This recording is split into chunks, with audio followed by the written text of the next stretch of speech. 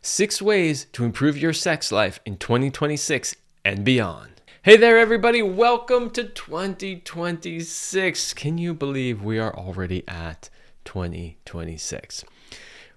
What I'm going to talk about in this video, while it is the start of a new year and it is about how can we make 2026 the best it can possibly be, these things will apply to improving your sex life no matter when you started. If you watch this video in 2027, 28, 29, whenever, these things will still apply.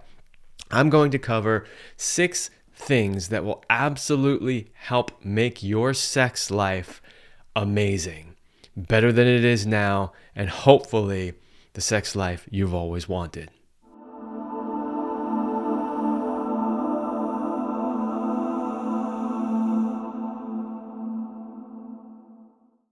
But before we do that, please make sure that you like, share, and subscribe. Doing so really helps the channel. Every time you like a video, you subscribe to the channel, you share it with a friend, it helps the algorithm. It shows the algorithm that people want this content, which helps it get seen by more people and, of course, help more people.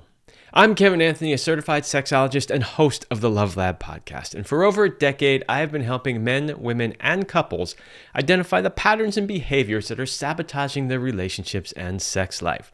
I have the unique ability to see the patterns that you have been unable to see. When you need help to have the relationship and sex life you know is possible, but haven't been able to figure out, I will help you have the relationship of your dreams and the best sex of your life. All right, number 1. It's a new year. It's always a good time to reassess your priorities. Figure out what is going to be important to you this year. What are you going to focus on? What are the things that really need to change or improvement, or maybe it's already good, but you want to take it to the next level. Number 1 is to make your sex life a priority. One of the things that I have consistently seen over all the years that I have done this work is that a lot of people don't make it a priority, which is really rather interesting because if you ask most people, they will tell you that it is something that's really important to them. And they'll spend a lot of energy in other ways, but they aren't necessarily ways that create the results that they're looking for, and it isn't making it a priority. So if you really want to have a great sex life in 2026 and beyond, you simply have to make it a priority. That is the first step. You need to decide that this year I'm going to focus on improving my sex life. All the complaints, all the things that aren't the way I want them to be, I'm going to make it a priority and I'm going to try to fix them. That leads me to number 2 on the list, which is to have an emotionally mature conversation about it. For the most part, your sex life involves another person. Not completely, by the way. You can have a very fulfilling sex life on your own. Nothing wrong with that. But in general, most people, for the majority anyway, are having sex with somebody else. And because of that, if you want to make it great in 2026 and beyond, you have to have some emotionally mature conversations. So you may decide that 2026 is the year to finally fix all the things that are going on with your sex life. Is your partner on board with that? Maybe, maybe not. Maybe they've been waiting for it for years and they're like, finally, right? Or maybe they're like, I could really care less. You won't really know, and you won't really be able to make progress unless you sit down and you have that conversation. And you need to do it in an emotionally mature way. So if you and or your partner are not capable of sitting down and talking about the realities of your sex life, including the things that aren't working, in a way that is mature, that is not blaming, shaming, accusing, where you're not getting angry at the other person, if you can't do that, then before this, you need to fix your communication. That's a whole different video. I've done some other videos on, how to really have effective communication, how to talk about difficult subjects. I did a video specifically on how to talk about sex, so go look that up. So if you struggle with how to do that, fix that first. If you're okay having that conversation, then you need to do it. You need to sit down and say, hey, okay, here's where we're at, right? Here's what I would like from this year. How can we get there? Are you on board? Let's talk about it. A very, very important step. All right, number 3 is you need to improve your skills in the bedroom. Now, notice I haven't told you yet, go out and get help or seek, something new to bring into the relationship. We'll get there in a moment. But one thing that I notice is a lot of people sort of take their sexual skills for granted. They think, yeah, I'm pretty good, or I'm good enough, or it works. But if you have that really honest and emotionally mature conversation, you might find that your partner isn't necessarily so satisfied with the way that you've been showing up in the bedroom. And so you're making it a priority. You're having the emotionally mature conversations you need to have. And then it's like, okay, let me work on the skills I already have. Let me work on refining them, getting them up to speed, making sure that, I'm strong in those areas that I already know, right? So, maybe you can last decently long, but not as long as you would like, or maybe not quite as long as she would like, right? One of the first things you should do is let me fix that. Let me get that in order. And that's just one example. Obviously I talk about a lot on this channel and in my podcasts, my power and mastery courses. So if you're a man and you need to last longer, have harder, stronger erections, you want to increase your skills in the bedroom, you can learn all of that in power and mastery. So why not? The same thing goes for ladies. I mean, ladies, if there's some skills that you want to brush up on, maybe you don't feel super confident in your blowjob skills. I have a course for that too, Blowjob Mastery, over at sacredfemininearts.com. So number 3 is improve your skills. Whatever skills you've got now, make sure that they are up to par. I mean, that's a great place to start. It's even better than starting with learning something new, which is number 4 on the list. So number 4 is learn something new. So, once you've got that baseline, right? So you've made it a priority, you've had the conversations, you've worked on improving the skills that you have. Now it's like, hey, why don't we learn something new? There are always new things that you can learn. You don't have to go crazy. It doesn't have to be anything wild. You don't have to show up to a BDSM club, although you could if you wanted to. But it could be as simple as bringing a new toy in, learning a new technique for oral sex, learning a new position, right? Maybe doing something different with the environment.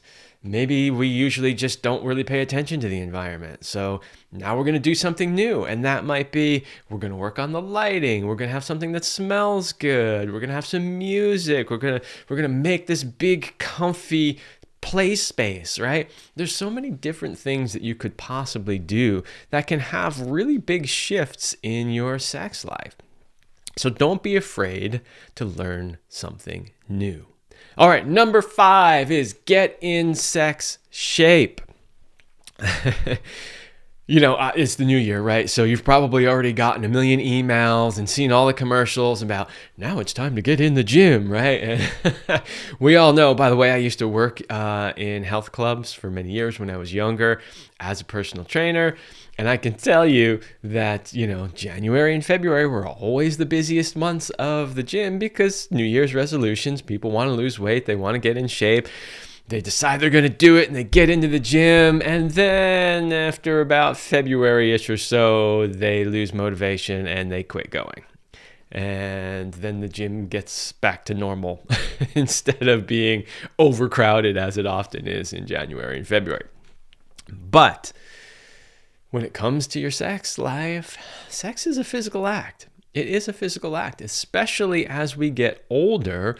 One of the things that we see is that we can't quite get in that position anymore. Or maybe our belly gets in the way of making deep penetration, or your knees are hurting, or your arms can't hold yourself up, or you can't have your legs spread for that long because your hips hurt, or whatever it is. If you want to have great sex, it really helps to get your body in shape. If you needed no other motivation, let this be it, right?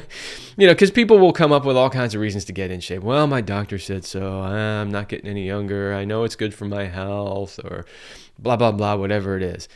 Maybe the fact that getting in shape will actually mean better sex is enough motivation to get you to do it. I hope so.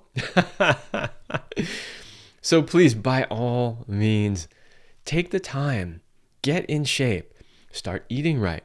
Start drinking good water. Cut down on the sugary drinks and the caffeinated drinks and all of that stuff. Get good sleep. Eat whole, healthy foods. Start moving your body. Go out for walks. Get into the gym. Do some strength training. I guarantee you, if you do those things, you will find that your sexual function works better, and that your ability to actually have sex, to hold yourself up, go for longer periods of time, get in certain positions, will absolutely improve. You will find that you're having a lot more fun and a lot less discomfort when you're having sex.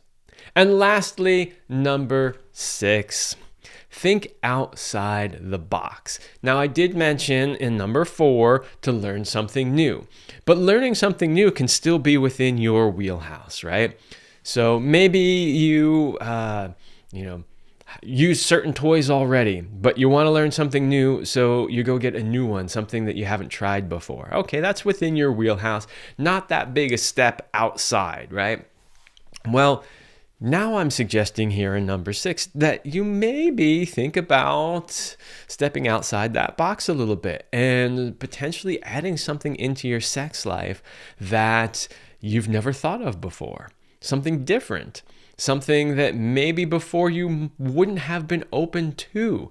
It's a great way to spice up your sex life. And depending on where you're at, that could mean a lot of different things. That could mean for some people, hey, how about we have sex with the lights on? That could be completely different and totally new.